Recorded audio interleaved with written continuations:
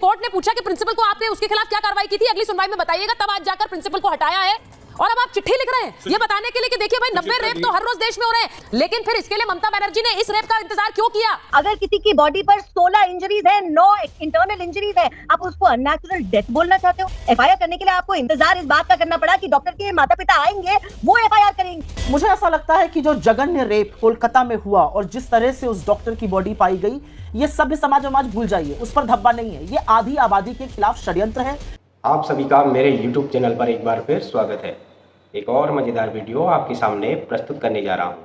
आज की वीडियो में कोलकाता मर्डर केस को लेकर भारतीय जनता पार्टी की प्रवक्ता चारू प्रज्ञा और कांग्रेस पार्टी की प्रवक्ता सुप्रिया श्रीनेत ने अपना मजबूत पक्ष रखने का प्रयास किया है। वीडियो बड़ी शानदार और मज़ेदार है। आपसे अनुरोध है कि वीडियो को अंत तक जरूर देखें।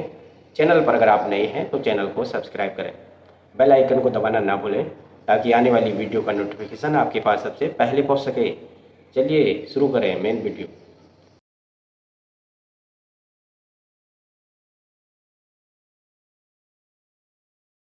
आपकी मुख्यमंत्री ने एक सरकारी कार्यक्रम में कहा, हाँ जो हुआ बुरा हुआ, गलत हुआ, लेकिन मुझे नहीं मालूम इसके पीछे की कहानी क्या है। उस लड़की का लव अफेयर था या वो प्रेग्नेंट थी या उस लड़की ने उसको 2-4 चाटे मार दिए थे। ये है आपकी खुद की मुख्यमंत्री का स्टेटमेंट। और अगर इतने भयानक हादसे को आप याद नहीं रख सकते, ये माइंडसेट दिखाता है आपकी सरकार का। यहाँ पर हमारा डिस्कशन क्राइम के आगे बढ़कर माइंडसेट का है, उन नेताओं के माइंडसेट का है जो सिलेक्टिव हो सकते हैं, जो इधर उधर तब उंगलियां उठाते हैं जब उनकी राजनीति को फायदा होता है।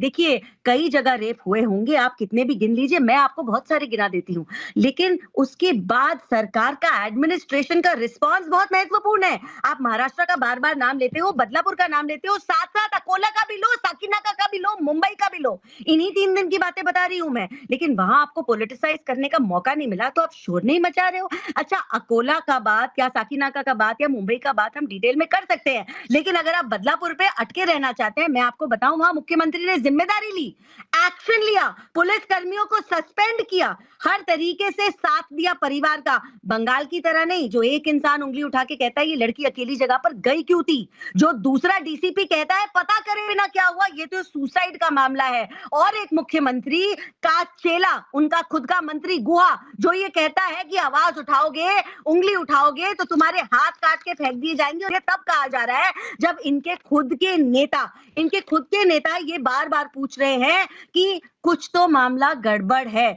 सुकांतु शेखर रॉय, उसने जब ये बात कही, पुलिस ने नोटिस भेज दिया, पुलिस के ऊपर जब उंगली उठाया तो उनके पास नोटिस भेज दिया गया है। हाईकोर्ट से उन्होंने क्वेश कराया। शांतनु सेन स्पोक्स पर्सन हुआ करते थे, प्रवक्ता हुआ करते थे टीएमसी के, जब उन्होंने बोला कुछ गड़बड़ी हुई है, नौकरी से निकाल दिया। आज वो प्रवक्ता नहीं है। ये शर्म नहीं आता है?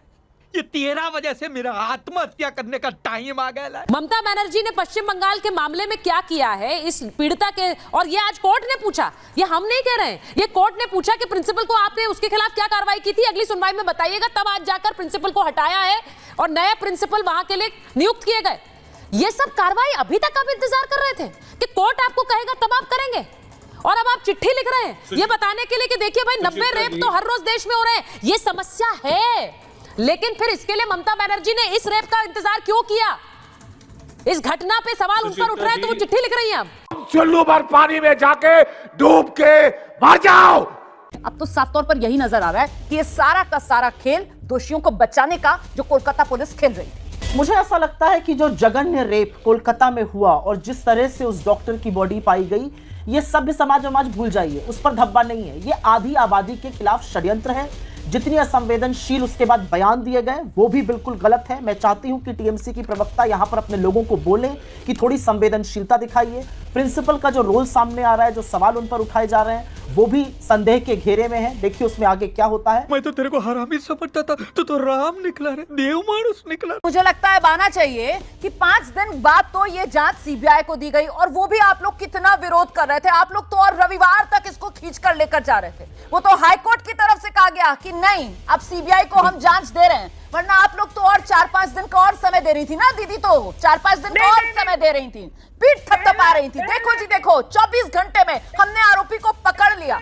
आरोपी को पकड़ रहे थे वहां पर या फिर सबूतों को नष्ट कर रहे थे? चारू प्रज्ञा, तस्वीर तो यही उभर कर आई है। पश्चिम बंगाल में चाहे वो नदिया हो चाहे वो संदेश खाली हो कि महिलाओं का यही हश्र किया जाता है। कभी भी किसी पीड़िता का साथ नहीं दे सकते आप लोग, पहले जाकर खड़े हो जाते हो आरोपी की ढाल बनके उसको बचाने के लिए। इस केस में जिस तरीके से आप बोल रही थी मैडम, मेरे आपसे ना सिर्फ केवल 2-3 सवाल हैं। आंखों के सामने जब उन डॉक्टर की लाश पड़ी हुई थी, आपको समझ में नहीं आ रहा था? अगर किसी के चेहरे पर नाखूनों के निशान के मार्क्स हैं, अगर किसी की बॉडी पर 16 इंजरीज है, 9 इंटरनल इंजरीज है, आप उसको अननेचुरल डेथ बोलना चाहते हो? आप तब भी मर्डर नहीं बोल पाए, आप बोल ही नहीं पाए मर्डर है। उसके बावजूद प्रिंसिपल को पता था वहां पर बॉडी पड़ी हुई है, लाश पड़ी हुई है, एफआईआर नहीं करता। एफआईआर करने के लिए आपको इंतजार इस बात का करना पड़ा कि डॉक्टर के माता पिता आएंगे, वो एफआईआर करेंगे। आपने उन्हें अपनी बेटी का चेहरा नहीं देखने दिया, पहले आपने शमशान घाट भेज दिया। ये तो पाप कमाने से भी ज्यादा बदतर आपने काम कर दिया। अच्छा, सबसे कमाल की बात आप सुनिए, प्रिंसिपल को वहां से हटाया जाता है, 4 घंटे के बाद तबादला करके एक और बड़े कॉलेज का प्रिंसिपल बना दिया जाता है। कैसे कैसे लोग रहते हैं यार यहाँ पर। जिस महिला के शरीर से ये साफ पता चल रहा है कि ये एक आदमी का काम नहीं है इस तरीके से किसी की हत्या करना, जिसके शरीर में से पोस्टमार्टम की रिपोर्ट बताती है, ऑटोप्सी की रिपोर्ट बताती है कि 150 ग्राम सीमन मिला है, आपको आज तक कोई दूसरा आरोपी मिला नहीं, तीसरा आरोपी का नाम मिला नहीं, चौथा आरोपी का नाम मिला नहीं। एक इंसान को पकड़ के जेल में डाल दिए और उसके बाद कहते हो वाह वाह हम लोग काम कर रहे हैं। क्या काम कर रहे हो? छोटे से बच्चे को भी ये पता है कि जब कहीं हादसा होता है क्राइम सीन को सील किया जाता है। आपने क्या किया? क्राइम सीन में रेनोवेशन करते हैं चल के। आप रेनोवेशन कर रहे थे या वहां के सबूत मिटा रहे थे? एक बात और है, सीबीआई को अगर आपको जांच सौंपनी थी तो आपको इतवार का इंतजार करने का अनाउंसमेंट करने की क्या जरूरत थी? आप इसीलिए इंतजार कर रहे थे क्योंकि कुछ सबूत गलती से बच गए हों तो आपकी पुलिस उसको भी मिटा पाए। कैसी लगी आज की ये वीडियो? कमेंट करके जरूर बताएं। मिलते हैं अगली वीडियो में, तब तक जय श्री राम।